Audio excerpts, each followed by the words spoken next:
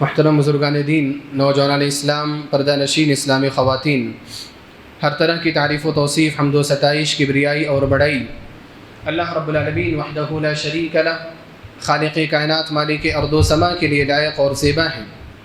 درود اور سلام نازل ہو اس دنیا فانی کی طرف بھیجے گئے تمام انبیاء اور رسول پر بالعموم، اور بالخصوص ہمارے نبی جناب محمد الرسول اللہ صلی اللہ علیہ وسلم پر، اللہم صلی وسلم مبارک علیہ۔ حضرات گرامی، گزشتہ جمعہ میں وسوسوں کے تعلق سے گفتگو چل رہی تھی۔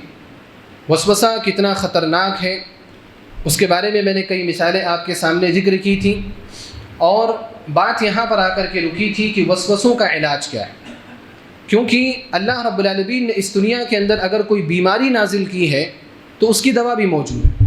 ما انزل اللہ من داء الا انزل له دواء علمہ من علمہ وجہلہ من جہلہ۔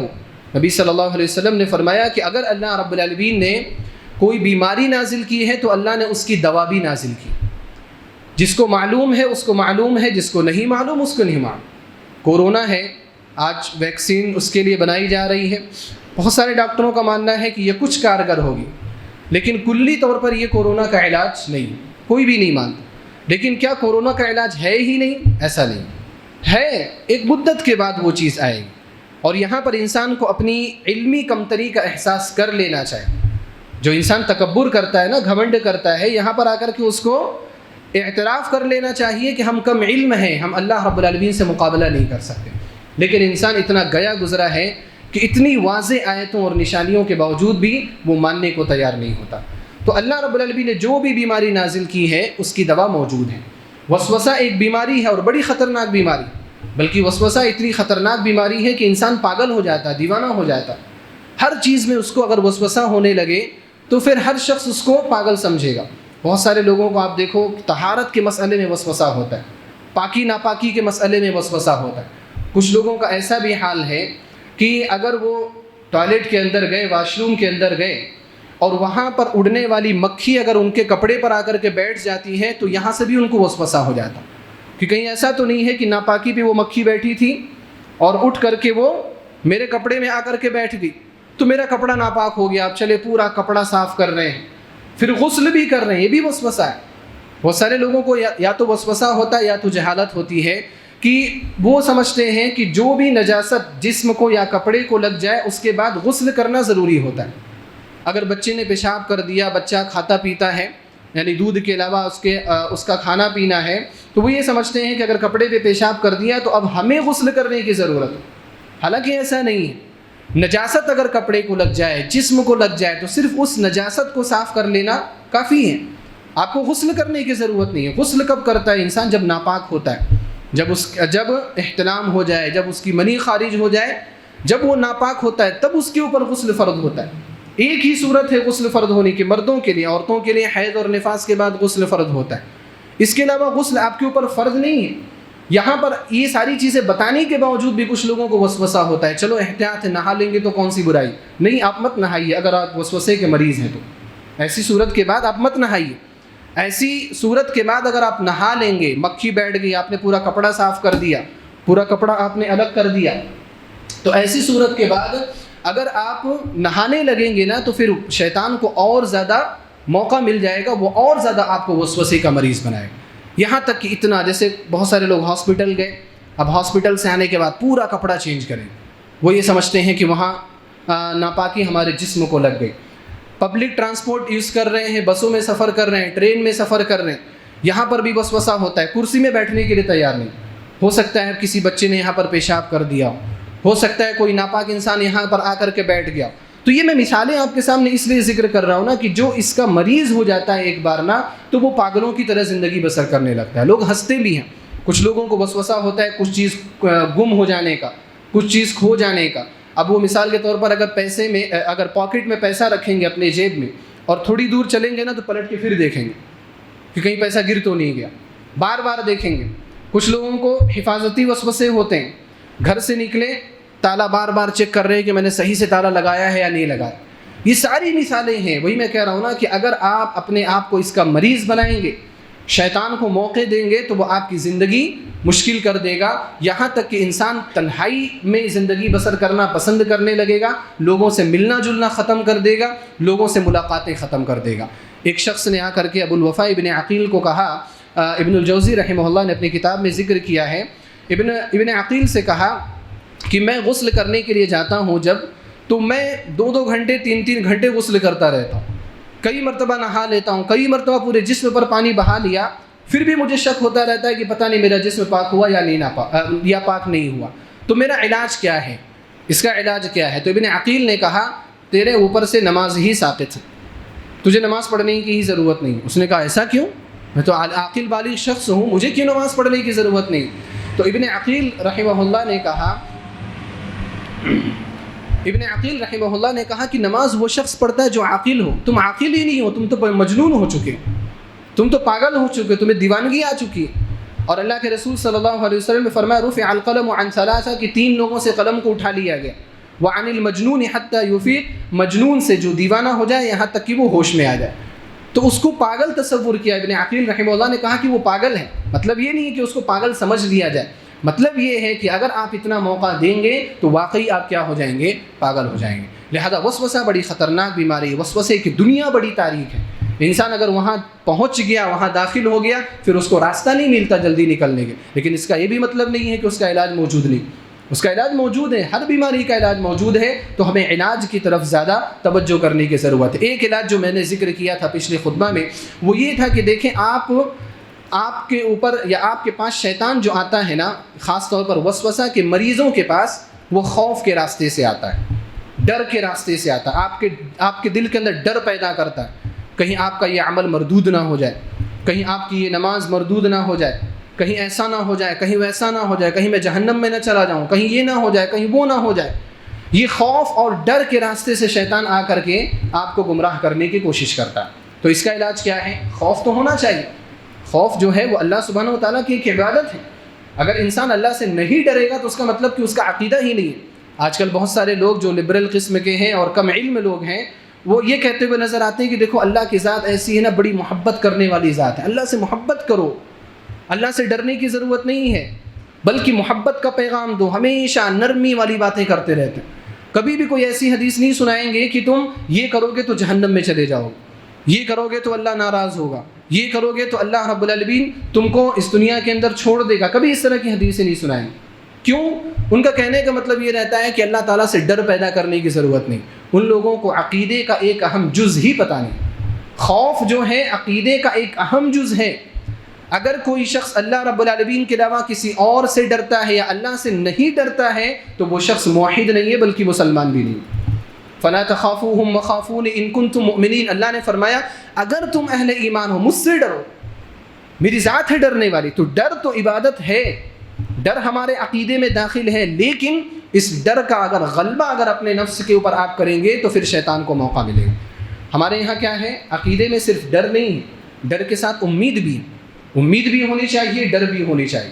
مثال کے طور پر ہم نماز پڑھ رہے ہیں، 2 رکعت نماز، دونوں چیزیں ہمارے ذہن میں ہونی چاہیے۔ ایک تو امید اللہ سبحانہ وتعالیٰ کی ذات سے کہ اللہ رب العالمین میری اس نماز کو قبول کرے گا، ہم دعا کر رہے ہیں، امید ہونی چاہیے کہ اللہ رب العالمین ہماری دعا کو قبول کرے گا۔ اگر امید نہیں ہوگی تب بھی عبادت مقبول نہیں ہوگی۔ اور ساتھ ساتھ امید کے ساتھ خوف بھی ہونا ضروری ہے کہ ایسا نہ ہو کہ اللہ رب العالمین میری کسی غلطی کی وجہ سے ہمارے اس عبادت کو ہی مردود کر دے۔ دونوں چیزیں ہونی چاہیے، 50% وہ 50% ہی ہے۔ دونوں میں سے اگر کسی کا پہلو غالب ہوا تو انسان گمراہ ہوگا۔ زیادہ امید بڑھے گی تو آپ گناہوں کی طرف چلے جائیں، اگر اللہ سے زیادہ امید لگا کے بیٹھیں گے بہت زیادہ تو آپ گناہوں کی طرف چلے جائیں گے۔ جیسا کہ ہم میں سے اکثر لوگوں کا حال، آپ کہو کہ نماز پڑھنے کے لیے چلو، اللہ معاف کرنے والا، سودی معاملات چھوڑ دو، ٹھیک ہے کر لے رہے ہیں لیکن اللہ تعالیٰ معاف کرنے والا ہے نا، غفور الرحیم ہے، اللہ تعالیٰ معاف کر دے گا، توبہ کر لیں گے۔ زنا مت کرو، عشق و معاشقہ مت کرو، غلط تعلقات مت کرو، اللہ رب العالمین معاف کرنے والا۔ یہاں پر کیا ہے؟ امید کا پہلو غالب ہو گیا۔ ایسے لوگ بھی کیا ہے؟ گمراہ ہیں عقیدے کے لحاظ سے۔ مرجیہ ایک فرقہ ہے، وہ جو گمراہ ہوا اس کو اس کے اوپر گمراہی کا جو اہل علم نے فتویٰ لگایا، اس کی گمراہی کی وجہ کیا ہے؟ انہوں نے یہی کہا کہ ہمیں اللہ سے زیادہ ڈرنے کی ضرورت نہیں، ہمارا ایمان ہے، ایمان محفوظ رہتا ہے، گناہ کرنے سے ہمارے ایمان پر کوئی اثر نہیں پڑتا ہے۔ ان لوگوں نے یہ گمراہی لگائی اور اس گمراہی پر لوگوں کو چلایا. تو امید کا پہلو بھی زیادہ غالب نہیں ہونا چاہیے، خوف کا پہلو بھی زیادہ غالب نہیں ہونا چاہیے. میں نے مثال دی تھی کہ اگر آپ زیادہ ڈر پیدا کریں گے تو خوارج میں آپ کا شمار ہو جائے گا. خوارج نے اللہ کا خوف اپنے اوپر زیادہ رکھا. اسی وجہ سے آپ دیکھو کہ کبیرہ گناہ کا اگر ارتکاب کوئی کرتا ہے تو خوارج نے اس دنیا کے اوپر اس کے اوپر کفر کا فتویٰ لگایا اور آخرت میں ہمیشہ ہمیشہ کے لیے جہنم ذکر کیا کہ ہمیشہ ہمیشہ وہ جہنم میں رہے. کوئی چوری کر لیا، کوئی جھوٹ بول دیا، یہ سب کبیرہ گناہ ہے. غیبت کر دیا، کبیرہ گناہ ہے. تو ان کے نزدیک ایسا گناہ کرنے والا شخص کافر، اور وہ ہمیشہ ہمیشہ جہنم میں رہے گا. حالانکہ یہ چیز درست نہیں ہے. انہوں نے کیا کیا؟ خوف کے پہلو کو غالب کیا. لہذا اگر آپ وسوسے کے شکار ہیں تو آپ اللہ سے ڈریے بھی اور اللہ رب العالمین کی ذات سے امید بھی رکھیے. اگر آپ خوف کے پہلو کو غالب کریں گے تو شیطان آپ کو بہت گمراہ کرے گا، ایسی جگہ پر لے جا کر کے چھوڑ دے گا، پھر وہاں سے آنے کا راستہ آپ کے پاس موجود نہیں ہوگا. تو انسان سوچے گا کہ سب کچھ کرنے کے باوجود بھی اللہ مجھے جہنم میں داخل کر دے گا تو میں کیوں کروں، میں کیوں نمازیں پڑھوں. خوف کا پہلو غالب ہو گیا نا، تو انسان کو مرتد کر دے گا، وہ کافر بنا دے گا. تو اس لیے اس پہلو کو ہمیں زیادہ غالب نہیں کرنا چاہیے. اور خاص طور پر عقیدے کے مسئلے میں اگر ہمارے اوپر حملہ کر رہا ہے شیطان، عقیدے میں شک پیدا کر رہا ہے اللہ موجود ہے یا نہیں ہے، نبی صلی اللہ علیہ وسلم جو دین لے کر کے آئے وہ حق ہے یا حق نہیں ہے، قبر کا عذاب برحق ہے یا نہیں ہے، قیامت قائم ہوگی یا نہیں ہوگی، مسیح الدجال آئے گا یا نہیں آئے گا، حضرت عیسیٰ علیہ السلام کا نزول ہوگا یا نہیں ہوگا، اگر ان چیزوں پر شک پیدا کرے تو اولاً ہمیں کیا کہنا چاہیے؟ آمنت باللہ ورسولہ. اللہ کے رسول صلی اللہ علیہ وسلم نے فرمایا، بخاری مسلم کی روایت ہے کہ شیطان تم میں سے کسی کے پاس آتا ہے اور کہتا ہے ھذا خلق اللہ الخلق، اللہ رب العالمین نے یہ مخلوقات پیدا کی، یہ مخلوقات پیدا کی، یہ مخلوقات پیدا کی. فمن خلق اللہ، اللہ کو کس نے پیدا کیا؟ نبی علیہ الصلوۃ والسلام نے فرمایا جب تم میں سے کوئی شخص اس حد کو پہنچ جائے فلیقل، تو فوراً کہے اپنی زبان سے آمنت باللہ ورسولہ، کہ میرا اللہ پر اور اس کے رسول پر ایمان. فوراً آپ یہ جملہ کہیں، اپنے ایمان کی تجدید کریں، اپنے ایمان کو اپڈیٹ کریں. آپ فوراً آپ مومن ہیں، یہ مطلب نہیں ہے کہ آپ وسوسے کی وجہ سے کافر ہو گئے، آپ مومن ہیں، لیکن پھر اس ایمان کو اپنے دل پر ظاہر کیجیے اور اس ایمان کو زبان سے کہہ کر کے اس شیطان کے اوپر آپ لعنت برسائیے جو شیطان آپ کے پاس آ کر کے آپ کو تکلیف دینے کی کوشش کر رہا ہے. فَلْيَقُلْ آمَنْتُ بِاللَّهِ وَرَسُولِهِ، اور یہ جملہ کہنے کے بعد یہ تو اس وقت کی بات ہے، فوراً آپ کو یہ عمل کرنا ہے. اس کے بعد اہل علم سے آپ رابطہ رکھیے، اہل علم سے آپ رابطہ رکھیے، اور جو بھی اشکال اسلام کے بارے میں آپ کے پاس آپ کے ذہن میں آ رہے ہیں ان اشکالات کو دور کرنے کی کوشش کیجیے. کیونکہ اگر آپ اشکالات دور نہیں کریں گے، شیطان آیا ایک بار آپ نے آمنت باللہ ورسولہ کہہ دیا، لیکن جب وہ بار بار آئے گا اور بار بار یہ کہے گا نا کہ یہ ایسی چیز ہے وہ ایسی چیز ہے، تو کہیں نہ کہیں آپ کا ذہن بھی قبول کرنے کو مجبور ہو جائے گا کہ واقعی اس کے اندر خامی ہے. حالانکہ اسلام کی بات کیا ہے؟ بالکل واضح ہے، 2 اور 2 4 کی طرح سے واضح. اسلام کا کوئی بھی ایسا عقیدہ نہیں ہے جس کو اہل علم نے ڈیفینڈ نہ کیا ہو، جس کا جواب نہ دیا ہو. کوئی بھی اشکال، بڑا سے بڑا اشکال، بڑے سے بڑا ڈاؤٹ ہے، لا کر کے پیش کیجئے، اہل علم ہے اس کا جواب دینے کے لیے حاضر ہے. اس کو ذہن کے اندر پالیں گے تو وہ جراثیم کی طرح بن کر کے وہ زہر کی شکل اختیار کر لے گا. ہوتا یہی نا کہ جب ایک انسان کو اگر بار بار کوئی چیز کہی جائے تو پھر وہ انسان اس کو سچ ماننے کے لیے تیار ہو جاتا ہے. ایک مثال یہاں پر ذکر کی جاتی ہے کہ ایک شخص کو آ کر کے، اس کی بیوی زندہ تھی یا وہ شخص ہے، اس شخص کو آ کر کے کسی نے کہا کہ تمہاری بیوی بیوہ ہو گئی، تمہاری بیوی بیوہ ہو گئی. اب آپ یہاں پہ اندازہ لگائیے، آدمی زندہ ہے، آدمی سے ہی کہا جا رہا ہے کہ تمہاری بیوی بیوہ ہو گئی. ہو ہی نہیں سکتا ہے. یہ تو ایسے ہیں جو کہے کہ سورج روشنی نہیں دیتا، لیکن اس شخص کو آ کر کے کہا اس نے کہ تیری بیوی بیوہ ہو گئی. اب اس شخص نے پہلے اس کو ڈانٹا، کیا مذاق ہے، ایسا کیسے ہو سکتا، میں تیرے سامنے کھڑا ہوں، میں زندہ ہوں، میری بیوی بیوہ کیسے ہو سکتی. اس نے پہلے والے کو تو کیا کیا، رد کر دیا. اس کے بعد ایک دوسرا شخص آیا، اس نے بھی کہا تیری بیوی بیوہ ہو گئی. اب اس نے اس کو بھی ڈانٹا ڈپٹا، لیکن ایسے رفتہ کہتے ہوئے 10-15 لوگوں نے جب آ کر کے کہا تو اس کو شک پیدا ہو گیا کہ واقعی کوئی نہ کوئی تو ماجرا ضرور ہے. ایسے اتنے بڑے تعداد میں لوگ آ کر کے نہیں کہیں گے. چنانچہ وہ دوڑتے بھاگنے لگا، اپنے گھر کی طرف جانے لگا. کسی نے پوچھا کہاں جا رہے ہو، تو اس نے کہا کہ میں جا رہا ہوں دیکھنے میری بیوی بیوہ ہو گئی ہے، میں اس کو تسلی دینے کے لیے جا رہا ہوں. یہ ایسے ہی ہوتا ہے کہ تم بالکل بات واضح ہے، لیکن اگر آپ اس کو اپنے ذہن کے اندر پالیں گے، اس کو دور نہیں کریں گے، تو ہوگا یہی کہ آپ اس کو ایک نہ ایک دن سچ ماننے لگیں. تو اہل علم سے رابطہ رکھیے اور عقیدے کے بارے میں کوئی بھی شک پیدا ہو، اہل علم کے سامنے بات کرنا اپنے شک کو دور کرنے کے لیے اس چیز سے منع نہیں ہے اور اس چیز پر پکڑ نہیں ہے۔ یہاں بھی وسوسہ ہوتا ہے کہ میں اگر بول دوں گا تو ہو سکتا ہے میں کافر ہو جاؤں۔ یہاں پر آپ کافر نہیں ہوں گے، آپ اس اشکال کو دور کرنے کے لیے آپ بول رہے ہیں، آپ کا مقصد واضح ہے، تو اس لیے یہاں سے شیطان کو آپ ماری۔ تو یہ ایک بہت اہم چیز ہے کہ اگر آپ خوف کے پہلو کو دور کر لیں گے اور اپنے اشکالات کو دور کرنے کی کوشش کریں گے تو وسوسے جو ہیں خاص طور پر عقیدے کے معاملے میں آپ کے اوپر کبھی بھی حاوی نہیں ہونے پائیں گے۔ عبادات کے معاملے میں اگر وسوسے ہیں تو اس وقت آپ کو کیا کرنا ہے؟ عبادات کے معاملے میں نماز پڑھ رہے ہیں آپ، اکثر و بیشتر وسوسہ ہوتا ہے، کبھی کبھی تو ہر ایک کو ہوتا ہے، کوئی بھی اس سے محفوظ نہیں ہے، ہر ایک کو ہوتا ہے، لیکن اکثر و بیشتر آپ کو وسوسہ ہو، آپ نماز پڑھ رہے ہیں، آپ کو یاد ہی نہ ہو کہ 2 پڑھی کہ 3 پڑھی، 4 پڑھی کہ 5 پڑھی، سجدے یاد نہ ہو، 2 سجدہ کیا 3 کیا، رکوع یاد نہ ہو کیا بھی کہ نہیں کیا، کیا تو کتنا کیا۔ اگر آپ عبادات کے معاملے میں اکثر و بیشتر وسوسے کے شکار ہیں تو آپ کو ایک اصول پر عمل کرنا ہے کہ آپ کو جب بھی وسوسہ آئے آپ پیچھے مڑ کر کے مت دیکھیے، آپ آگے کی طرف دیکھیے۔ آپ پیچھے مڑ کر کے مت دیکھیے، آپ آگے کی طرف دیکھیے۔ کیا مطلب یہ ہے کہ آپ کو عبادت کے جس مرحلے میں وسوسہ آیا آپ اس کو بھلا کر کے آپ آگے بڑھ جائیے۔ مثال کے طور پر آپ نے 2 رکعت نماز پڑھی، اب آپ کو وسوسہ آنے لگا کہ شاید 1 ہی رکعت میں نے پڑھی اور آپ کو پتہ ہے کہ مجھے اکثر و بیشتر وسوسہ ہوتا رہتا ہے، تو ایسی صورت میں آپ اس کو 2 ہی مانی، آپ اس کو 1 مت مانی، آپ اس کو 2 ہی مانی۔ کبھی ایسا بھی ہو سکتا ہے کہ آپ نے 1 ہی پڑھی ہو 2 مان رہے ہو، اللہ تعالیٰ یہاں پر آپ کو معاف کرے گا، کیونکہ آپ ایک بڑی خطرناک بیماری سے لڑ رہے۔ اس بیماری سے لڑنے کے لیے اللہ رب العالمین بہت ساری چیزیں آپ کی معاف کر دے گا، بہت ساری چیزیں درگزر کر دے گا۔ تو اگر اکثر و بیشتر آپ کا مسئلہ ایسا ہے تو آپ کو اگر شک ہوا کہ 2 پڑھی کہ 1 تو پیچھے مت جائیے، آپ کدھر جائیے؟ آگے کی طرف جائیے۔ اور اس کی میں مثالیں دوں گا، جیسے بخاری مسلم کی روایت ہے، عبداللہ بن زید بن عاصم رضی اللہ تعالیٰ عنہ روایت کرتے ہیں، فرماتے ہیں کہ ایک شخص نبی صلی اللہ علیہ وسلم کے پاس آئے اور انہوں نے کہا کہ اللہ کے رسول صلی اللہ علیہ وسلم، جب بھی میں نماز میں کھڑا ہوتا ہوں مجھے ایسا لگتا ہے میرا وضو ٹوٹ گیا، ہوا خارج ہے، اکثر و بیشتر ایسا ہوتا ہے۔ تو اللہ کے رسول صلی اللہ علیہ وسلم نے فرمایا لا ينفتل، آپ کو پلٹ کر کے جانے کی ضرورت نہیں، حتی یسمع صوتا او یجد ریحا، یہاں تک کہ آپ آواز کو سن لیں یا آپ بدبو کو محسوس کر لیں۔ یعنی جب تک آپ کو 100% یقین نہیں ہوتا کہ میرا وضو ٹوٹا ہے، جب تک آپ کو نماز چھوڑ کر کے جانے کی ضرورت نہیں۔ آپ نماز میں رہیے، اکثر و بیشتر ہوتا ہے نماز میں کہ انسان کو لگتا ہے کہ اس کی ہوا خارج ہو گئی، اس کا وضو ٹوٹ گیا۔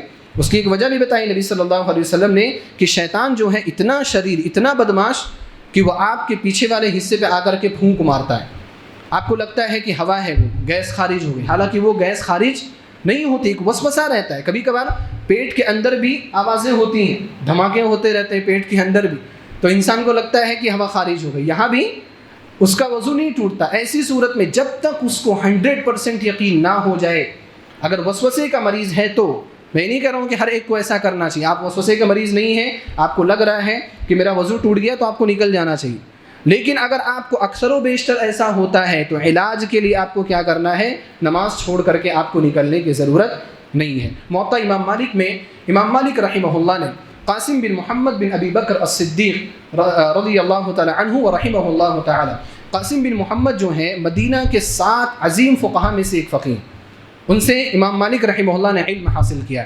تو قاسم بن محمد رحمہ اللہ کے پاس ایک شخص آیا اور اس نے کہا کہ میں جب نماز میں رہتا ہوں تو مجھے بہت زیادہ وہم ہوتا ہے، میں رکوع سجدے میں وہم کا شکار ہو جاتا ہوں، میں دعاؤں میں وہم کا شکار ہو جاتا ہوں، تو میں کیا کروں؟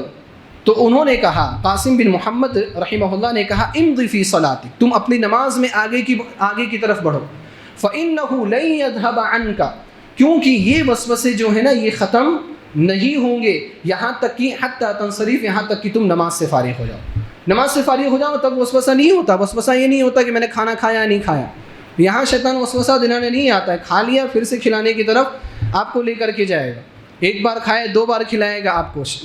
کھانے پینے کی چیزوں میں وسوسے نہیں ہوتے، یہ نمازوں میں وسوسے ہوتے ہیں زیادہ۔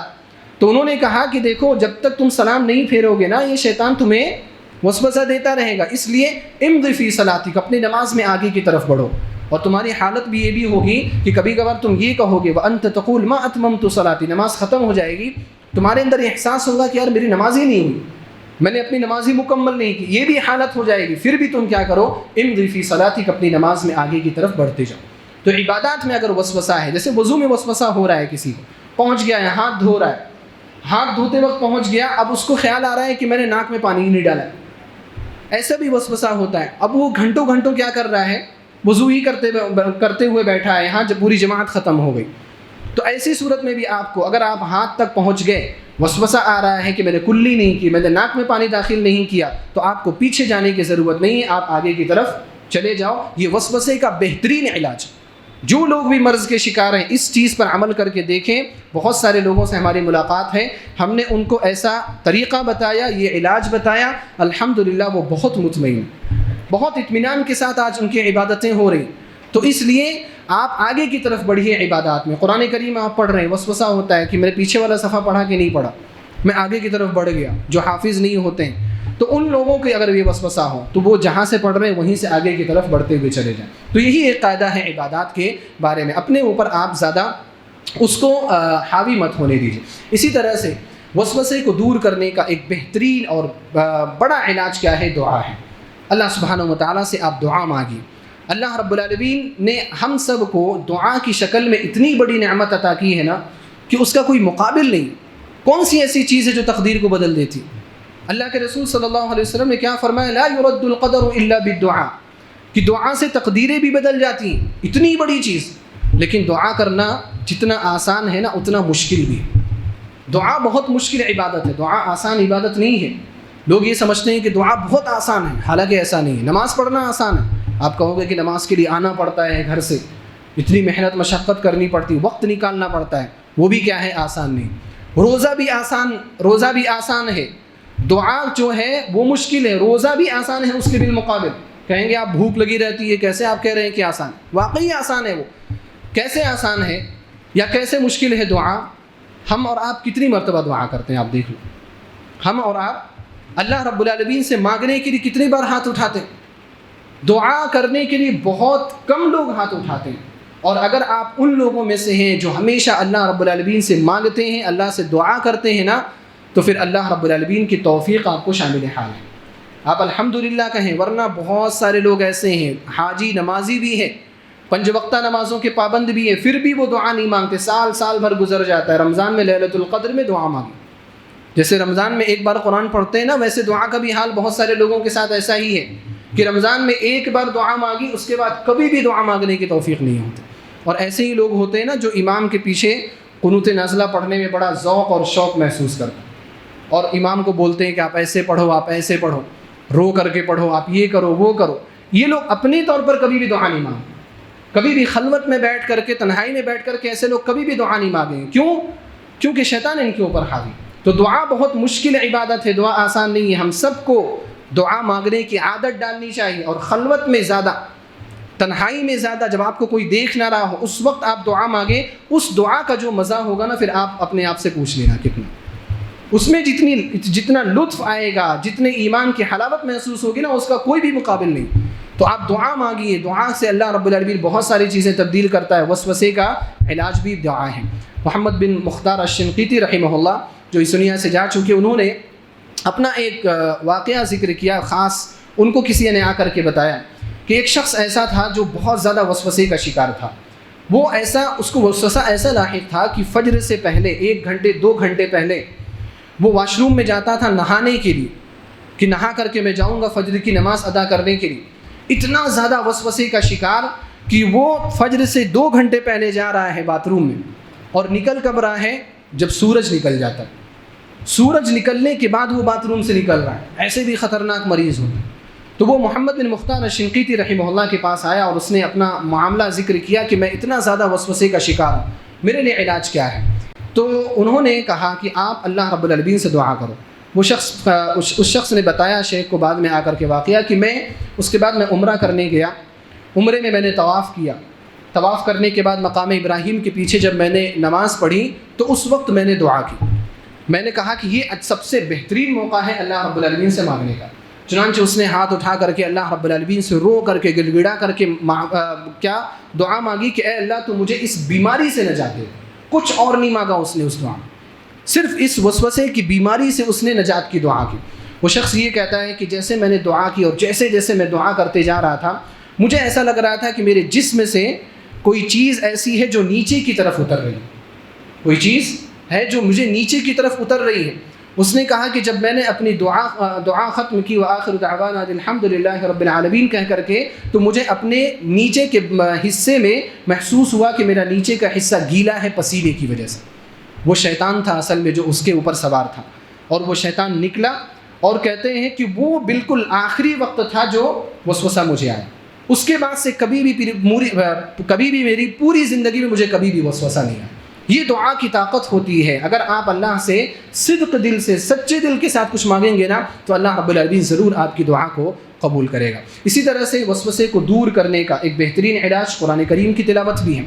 اللہ نے فرمایا یا ایھا الناس قد جاءتکم موعظۃ من ربکم وشفاء لما فی الصدور، اے لوگو تمہارے رب کی جانب سے تمہارے پاس نصیحت آ چکی ہے، اور سینوں کے اندر کی جو بیماریاں ہیں، دلوں کے جو امراض ہیں، ان کے لیے شفا بھی آ چکی ہے۔ قرآن کریم کیا ہے؟ دلوں کے اندر جو بیماریاں ہوتی ہیں نا اس کی شفا ہے۔ وسوسہ دل کی بیماری ہے، وسوسہ ذہنی بیماری ہے۔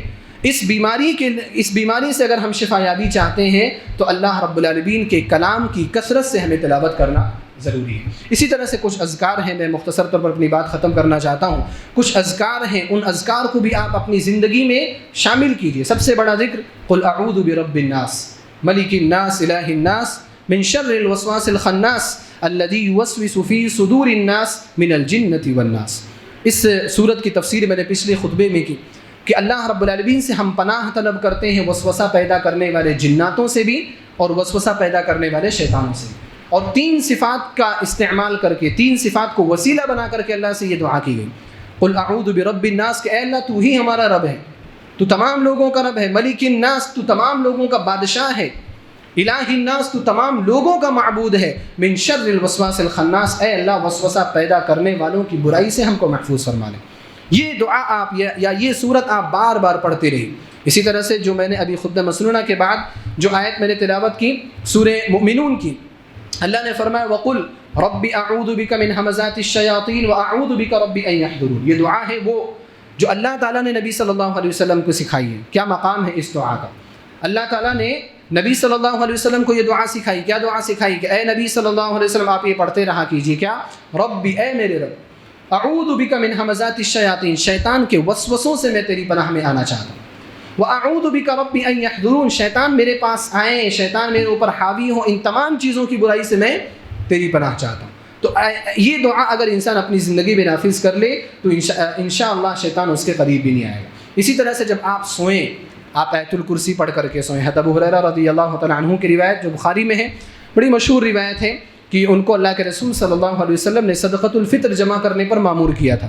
ایک شیطان انسانی شکل میں آتا تھا اور اس میں سے لے کر کے کچھ بھاگنے لگتا تھا۔ تو حضرت ابو ہریرہ رضی اللہ تعالیٰ عنہ نے پکڑا، پہلے دن پکڑا تو اس نے بڑے واسطے دیے کہ میرے بچے ہیں، یہ ہیں، وہ ہیں، بھوکے رہ جائیں گے، میں مجبور انسان ہوں، غریب انسان ہوں، میں سامان لینے کے لیے آیا ہوں۔ حضرت ابو ہریرہ رضی اللہ تعالیٰ عنہ نے چھوڑ دیا۔ ایک دن ایسا ہوا، 2 دن ایسا ہوا، تیسرے دن پکڑ لیا اور انہوں نے کہا کہ لأرفعنک الی رسول اللہ صلی اللہ علیہ وسلم، اب میں تجھے چھوڑنے والا نہیں، میں تیرا معاملہ نبی صلی اللہ علیہ وسلم کے پاس لے کر کے جاؤں گا۔ تو اس نے کہا ٹھیک ہے، میں ایک نسخہ ایسا بتاتا ہوں کہ میں آج کے بعد تمہارے پاس آؤں گا ہی نہیں، اس نسخے پر عمل کرو، میں تمہارے قریب بھی نہیں ہوں گا۔ کیا نسخہ ہے؟ اس نے کہا اذا اویت الی فراشک، جب تم سونے لگو، فقرأ آیت الکرسی، تو آیت الکرسی پڑھ لیا کرو، اللہ لا الہ الا هو الحی القیوم۔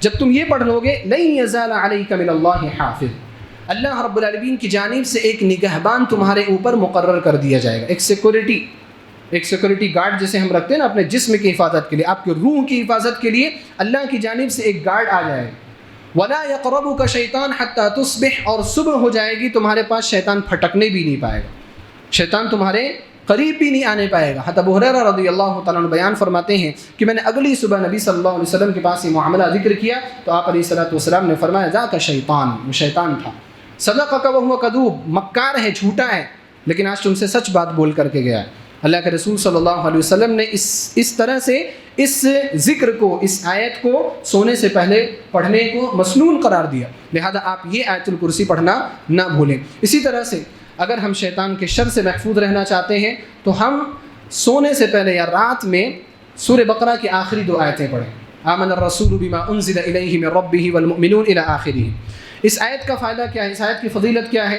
اللہ کے رسول صلی اللہ علیہ وسلم نے فرمایا کہ جو شخص رات میں پڑھتا ہے کفتا، یہ 2 آیتیں ہی اس کو ہر چیز سے کافی ہو جاتی ہیں۔ جتنی بھی مصیبتیں، تکلیف، پریشانیاں، شیطان، کچھ بھی ہو، ہر چیز سے یہ 2 آیتیں اس کے لیے کیا ہو جاتی ہیں؟ کافی ہو جاتی ہیں۔ اسی طرح سے ایک اور ذکر ہے جو صبح کے اذکار میں ہے، لا الہ الا اللہ وحدہ لا شریک لہ لہ الملک ولہ الحمد وہو علی کل شیء قدیر۔ یہ ذکر ہے تھوڑا سا عزیمت والوں کے لیے، جو تھوڑا کام کرنا چاہتے ہیں، محنت کرنا چاہتے ہیں نا، آپ اس ذکر کو آپ لازم کریے، لا الہ الا اللہ وحدہ لا شریک لہ لہ الملک ولہ الحمد وہو علی کل شیء قدیر۔ آپ علیہ الصلوۃ والسلام نے فرمایا ہے، ابو ہریرہ رضی اللہ تعالیٰ عنہ کی روایت ہے بخاری مسلم میں، کہ جو شخص دن میں صبح کے وقت اس کو 100 مرتبہ پڑھے، 10 غلام آزاد کرنے کے برابر اس کو ثواب ملتا ہے۔ اس کے لیے اس کی وجہ سے 10 نیکیاں لکھی جاتی ہیں، اس دعا کے پڑھنے کی وجہ سے اس کے 100 نیکیاں لکھی جاتی ہیں، اس دعا کے پڑھنے کی وجہ سے اس کے 100 گناہ معاف کیے جاتے ہیں۔ وَكَانَتْ لَهُ حِرْزًا مِّنَ الشَّيْطَانِ، اور اگر کسی شخص نے دعا پڑھ لی تو پورے دن وہ شیطان سے محفوظ رہتا ہے، شیطان اس کے قریب بھی نہیں پھٹکنے پاتا ہے۔ تو لہذا اس دعا کو بھی ہم لازم کریں۔ اسی طرح سے اپنے گھر کا ماحول جو ہے وہ رحمانی بنائے، شیطانی نہ بنائے۔ ہمارے گھر کا ماحول بڑا شیطانی ہے، شیطانیت ہمارے ذہنوں میں آ رہی ہے۔ آپ دیکھو گھروں میں ٹی ویاں چل رہی، گانے کی آوازیں آ رہی، فلمیں چل رہی، سب بیٹھ کر کے دیکھ رہے ہیں بغیر کسی غیرت کے۔ باپ بھی وہاں بیٹھا ہے، ماں بھی وہاں بیٹھی ہے، بہن بھی وہاں بیٹھی ہے، بھابیاں بھی وہاں بیٹھی ہیں، سب بیٹھے ہیں، بے غیرتی کا نظارہ ہو رہا ہے۔ آپ ایسا اگر ماحول بنائیں گے نا تو شیطان کیا ہوگا؟ اور زیادہ آپ کے گھروں کے اندر داخل ہوگا۔ تو اپنے گھروں کو آپ رحمانی بنائیں، محفوظ رکھیں ان تمام چیزوں سے۔ اسی طرح سے آپ دیکھیں گھروں کے اندر تصویریں بہت زیادہ عام ہوتی جا رہی، بڑے اچھے لوگ، نمازی، 5 وقتہ نمازی لوگ، ان کے گھروں میں بھی جاؤ نا تصویر لٹکی ہوئی، دادا کی تصویر ہے، پردادا کی تصویر ہے۔ یہ ہندوؤں کی تہذیب ہے، یہ ہندوؤں کا رسم ہے جو ہم اور آپ اپنا رہے ہیں۔ ہم اسلام کو کس نظر سے دیکھنا چاہتے ہیں؟ ہم اسلام کو کس طرح سے ہم اپنے اوپر نافذ کرنا چاہتے ہیں؟ اب تصویریں لگا رہے ہیں۔ اللہ کے رسول صلی اللہ علیہ وسلم نے کیا فرمایا؟ جس گھر کے اندر تصویر ہو اور کتا ہو، فرشتے اس گھر کے اندر داخل نہیں ہوتے۔ اگر فرشتے داخل نہیں ہوں گے تو کون داخل ہوگا؟ شیطان داخل ہوگا۔ تو لہذا گھر کو آپ بہترین بنائیے۔ اسی طرح سے گھروں کے اندر سورہ بقرہ پڑھیے۔ اللہ کے رسول صلی اللہ علیہ وسلم نے فرمایا جس گھر کے اندر سورہ بقرہ پڑھی جائے شیطان اس گھر سے دم دبا کر کے بھاگ جاتا ہے۔ اسی طرح سے آپ گھروں کے اندر نفلی نماز بھی پڑھیے، کیونکہ یہ سب برکتیں ہیں۔ آپ کے گھر کا ماحول کیا ہوگا؟ ایک اسلامی ماحول بنے گا۔ اور بھی بہت سارے علاج بتائے جا سکتے ہیں۔ چند اذکار میں نے آپ کے سامنے رکھے ہیں، چند طریقے میں نے آپ کے سامنے رکھے ہیں جن سے آپ وسوسہ کا علاج کر سکتے ہیں۔ تو اس لیے آپ ان چیزوں کو ذہن میں رکھیں، اور اگر آپ کو اللہ نہ کرے اگر ایسی بیماری ہے تو آپ ان طریقوں کو ذہن میں رکھتے ہوئے آپ ایسا عمل کرنا شروع کریں، انشاءاللہ خود بخود آپ نتیجہ دیکھیں گے۔ اللہ سبحانہ و تعالیٰ سے دعا ہے کہ الہ العالمین تو ہمیں شیطان کے شر سے محفوظ فرما، الہ العالمین تو ہمیں وسوسوں سے محفوظ فرما، الہ العالمین ہمارے دلوں کے اندر ایمان کو پختہ فرما دے، الہ العالمین تو ہم سب کو عبادات کرنے کی توفیق عطا فرما، فرائض کی پابندی کرنے کی توفیق عطا فرما، ہمارے عبادات کو شرف قبولیت عطا فرما۔ الہ العالمین جو لوگ اس دنیا سے جا چکے ہیں ان کے مغفرت فرما، ان کے اوپر رحم فرما، الہ العالمین ان کو جنت الفردوس میں داخلہ عطا فرما۔ الہ العالمین جو اس دنیا میں زندہ ہیں، بیمار ہیں، ان کو شفایابی عطا فرما، مقروض ہیں ان کے قرض کی ادائیگی میں ان کی مدد فرما، معاشی طور پر پریشان ہیں الہ العالمین ان کی پریشانیوں کو دور فرما، ہم سب کو ایمان اور اسلام پر زندہ فرما، اور ہمارا خاتمہ لا الہ الا اللہ محمد رسول اللہ پر فرما۔ آمین وآخر دعوانا ان الحمد للہ رب العالمین۔